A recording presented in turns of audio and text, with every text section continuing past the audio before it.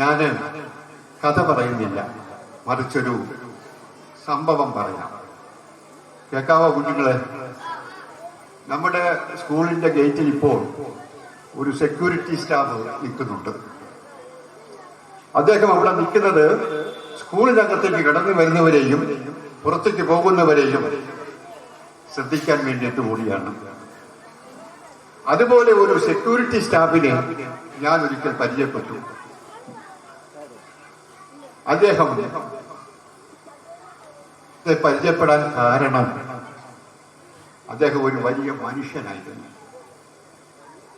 ഒരു സ്നേഹധനനായിരുന്നു, സ്നേഹസമ്പന്നനായിരുന്നു. അദ്ദേഹത്തെ ഞാൻ പരിചയപ്പെട്ട അദ്ദേഹം പറഞ്ഞ ഒരു കഥ നിങ്ങളോട് ഞാൻ പറയാം. കഥയല്ല, സംഭവമാണ്.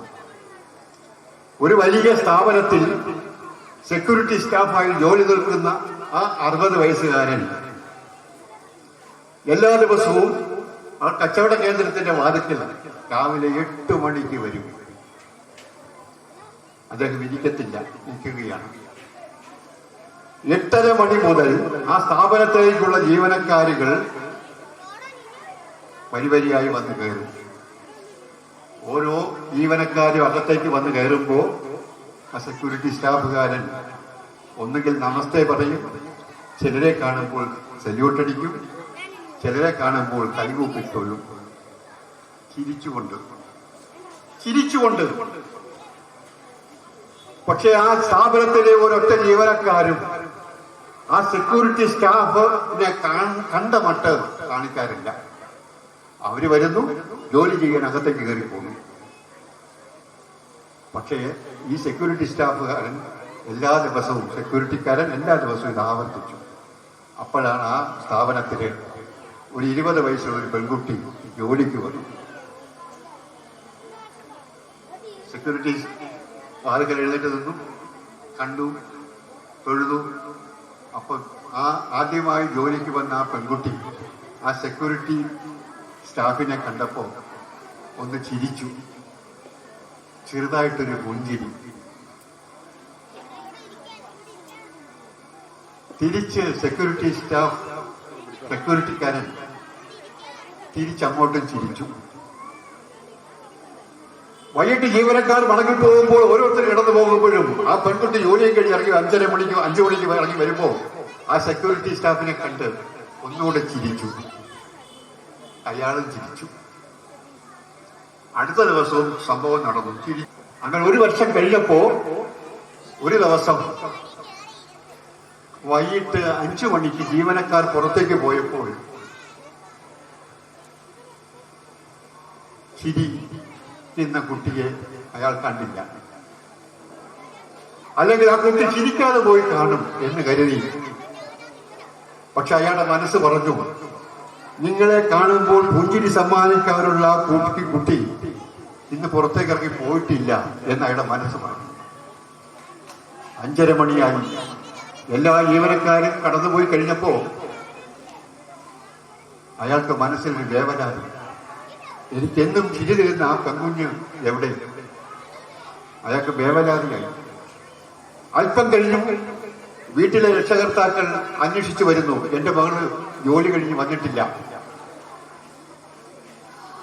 പേടിയായി. അപ്പോഴാണ് അയാളുടെ മനസ്സിൽ, ആ സെക്യൂരിറ്റി സ്റ്റാഫിന്റെ മനസ്സിൽ, ആ കുട്ടി വന്നിട്ടില്ല. ഒരുപക്ഷെ രാവിലെ ആ കുട്ടി എന്നെ കണ്ട് ചിരിച്ചിട്ട് കയറിപ്പോയതാണല്ലോ. തീർച്ചയായിട്ടും അവൾ മടങ്ങി വന്നിരുന്നെങ്കിൽ എനിക്ക് ആ ചിരി തന്നിട്ടേ പോകുമുള്ളായിരുന്നു. പെട്ടെന്ന് അയാൾ രക്ഷകർത്താക്കളെയും മാനേജ്മെന്റുകാരെയും വിളിച്ച് ആ കുട്ടി വർക്ക് ചെയ്യുന്ന 4ാം നിലയിലേക്ക് പാഞ്ഞുപോയി. അവിടെ മുഴുവൻ ചെന്ന് അന്വേഷിച്ചു, കുട്ടിയെ കണ്ടില്ല. ഒടുവിൽ വളരെ പ്രയാസത്തോടു കൂടി ആ സെക്യൂരിറ്റിക്കാരൻ എല്ലാ മേശയുടെ താഴെയും കസേരയുടെ താഴെയും അലഞ്ഞു. അപ്പോഴാണ് സംഭവം കാണുന്നത്. ഒരു പെൺകുട്ടി ഒരു മേശയ്ക്ക് താഴെ അബോധാവസ്ഥയിൽ കിടക്കുന്നു. പെട്ടെന്ന് അവളെ കോരിയെടുത്തു. എല്ലാവരും കൂടി ഹോസ്പിറ്റലിലേക്ക് കൊണ്ടുപോവുകയാണ്. അബോധാവസ്ഥയിലെ പെൺകുട്ടിയെ ആശുപത്രിയിൽ എത്തിക്കുന്നു, ചികിത്സ കൊടുക്കുന്നു. 1 മണിക്കൂർ കഴിയുമ്പോൾ കുട്ടിക്ക് ബോധം വരുന്നു.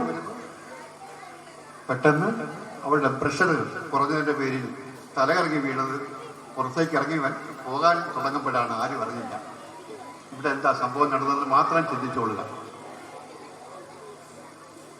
അബോധാവസ്ഥയിൽ തുടർന്ന പെൺകുട്ടി ആദ്യം അന്വേഷിച്ചത് സെക്യൂരിറ്റി ചേട്ടനെയാണ്. പറഞ്ഞിവിടെ നിൽപ്പുണ്ട്. പെട്ടെന്ന് സെക്യൂരിറ്റി സ്റ്റാഫിനെ വിളിച്ചു. വന്നു. ആ പെൺകുട്ടി ആ ബെഡിൽ കിടന്നുകൊണ്ട് അയാളെ നോക്കി ഒന്ന് ചിരിച്ചു. അയാൾ ചിരിച്ചു. മാനേജ്മെന്റും രക്ഷകർത്താക്കളും അത്ഭുതത്തോടെ നിന്നപ്പോൾ ഇതെന്താണ് ഇതിന്റെ സംഭവം, ഈ കുട്ടി ഇറങ്ങി പോയിട്ടില്ല എന്ന് ഈ സെക്യൂരിറ്റിക്കാരൻ പറയാൻ കാരണമെന്ത്?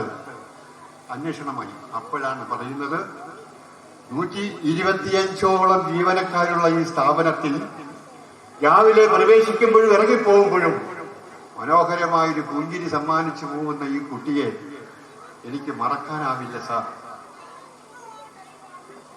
ഞാൻ ദിവസവും രാവിലെ ഇവിടെ ജോലിക്കെത്തുമ്പോൾ ഞാൻ കാത്തു നിൽക്കുന്നതും ഞാൻ പ്രതീക്ഷിച്ച് നിൽക്കുന്നതുമായത് ഈ പെൺകുട്ടിയുടെ ചിരിക്ക് വേണ്ടിയാണ്. ഇവിടെ ഇറങ്ങി പോകുമ്പോഴും ആ ചിരിയും കാത്താണ് ഞാൻ നിൽക്കുന്നത്. ഇവളെ ഞാൻ എങ്ങനെ മറക്കും? ബാക്കി 124 ജീവനക്കാരിൽ 124 പേര് നഷ്ടപ്പെട്ടിരുന്നെങ്കിൽ എനിക്ക് തിരിച്ചറിയില്ലായിരുന്നു. പക്ഷെ ഈ പെൺകുട്ടി എന്റെ മനസ്സിലുണ്ട്. അതുകൊണ്ടാണ് മരണത്തിലേക്ക് കടന്നുപോയ പെൺകുട്ടിയെ രക്ഷിക്കാൻ കഴിഞ്ഞത്.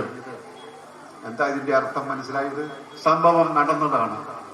എന്താ മനസ്സിലാക്കുന്നത്? നമ്മുടെ രക്ഷകർത്താക്കളും അധ്യാപകരും കുഞ്ഞുങ്ങളെ ആദ്യം പഠിപ്പിക്കേണ്ട പാഠം മനസ്സ് തുറന്ന് ചിരിക്കാനാണ്, പുഞ്ചിരിക്കാനാണ്. ചിരിച്ചുകൊണ്ട് നമുക്ക് നേരിടണം, ചിരിച്ചുകൊണ്ട് ജീവിക്കണം, ചിരിച്ചുകൊണ്ട് പഠിക്കണം, ചിരിച്ചുകൊണ്ട് മരിക്കണം. ആർക്കും നഷ്ടമില്ലാത്ത ചിരിയുടെ മൂല്യത്തെ കുഞ്ഞുങ്ങൾക്ക് പറഞ്ഞു കൊടുക്കാൻ നമുക്ക് കഴിയണം. അതാണ് സന്ദേശമെന്ന് ഞാൻ ഉദ്ദേശിക്കുന്നത്.